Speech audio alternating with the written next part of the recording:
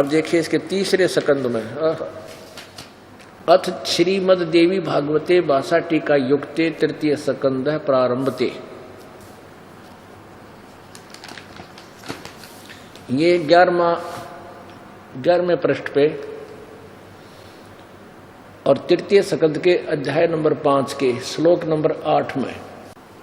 अब ये 7 मंत्र श्लोक समाप्त हुआ, 8वां यहां प्रारंभ होता है।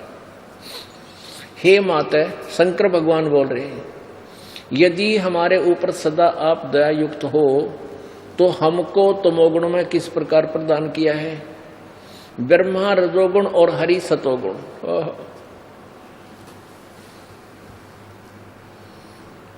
युक्त किए हैं। क्यों युक्त किए हैं?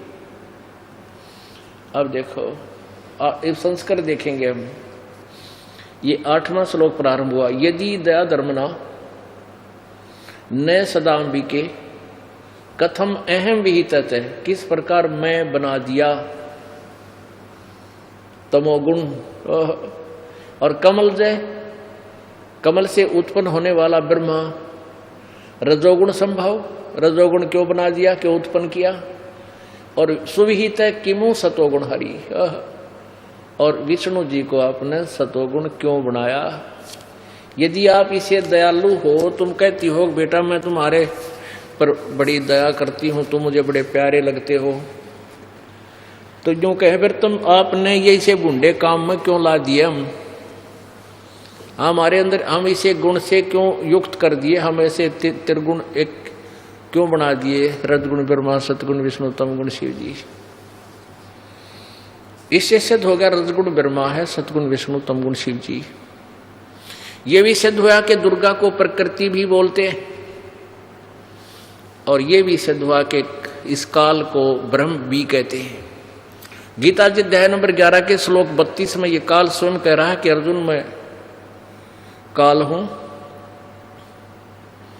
और सबको खाने के लिए अब आया हूं, अब परवर्त हुआ हूं।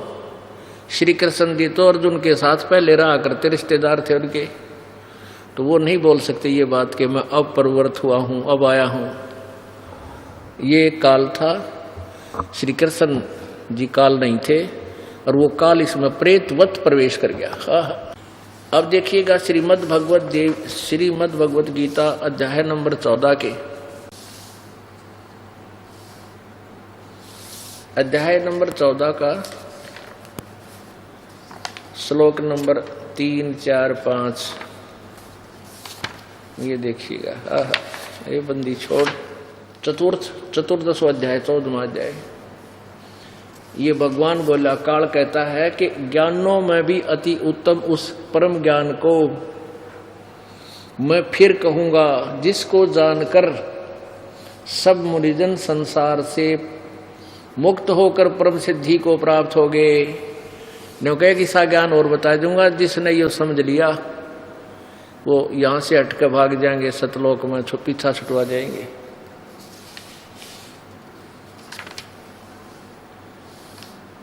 अब देखिएगा अध्याय नंबर 14 और अध्याय श्लोक नंबर 3। ये काल बोल रहा है कि हे अर्जुन, मेरी महत ब्रह्म रूप मूल प्रकृति सब प्राणियों की, भूतों की, मैंने प्राणियों की योनि है, अर्थात गर्भाधान स्थान, और मैं उस योनि में चेतन समुदाय रूप गर्भ को स्थापन करता हूं। ततः यानी उसके संयोग से जड़ चेतन के सब प्राणियों की, भूतों की उत्पत्ति होती है। चौथे में कमाल कर दिया। हे अर्जुन, नाना प्रकार की सभी योनियों में यानी शरीरों में जितने प्राणी मूर्तियां अर्थात शरीरधारी प्राणी हैं उत्पन्न होते हैं, प्रकृति महत ब्रह्म प्रकृति दुर्गा उन सब की गर्भ धारण करने वाली माता है, और मैं बीज स्थापन करने वाला पिता हूं। 5वें में कमाल हो गया। हे अर्जुन, सतगुण, रजगुण और तमगुण ये प्रकृति से उत्पन्न, सतगुण विष्णु, रजगुण ब्रह्मा, तमगुण शिव जी, ये दुर्गा से उत्पन्न तीनों गुण अविनाशी जीव आत्मा को शरीर में बांधते हैं, यानी ये कर्मानुसार यहाँ फंसा कर रखते हैं। अब यहाँ इस काल ने तो पल्ला झाड़ दिया कि ब्रह्मा विष्णु महेश इस प्राणी को उलझाए बैठे हैं। अब परमात्मा कहते कि नहीं, अकेले ब्रह्मा विष्णु महेश का दोष नहीं है। क्या बताते हैं? ब्रह्मा विष्णु महेश्वर माया और धर्मराया कहिए, इन पांचों मिल प्रपंच बनाया, वाणी हमरी लइए। ब्रह्मा विष्णु महेश और माया ये दुर्गा, धर्मराया ये काल, इन पांचों मिल प्रपंच बनाया। इन पांचवा ने मिलकर तुम्हें यहां फंसा रखा है।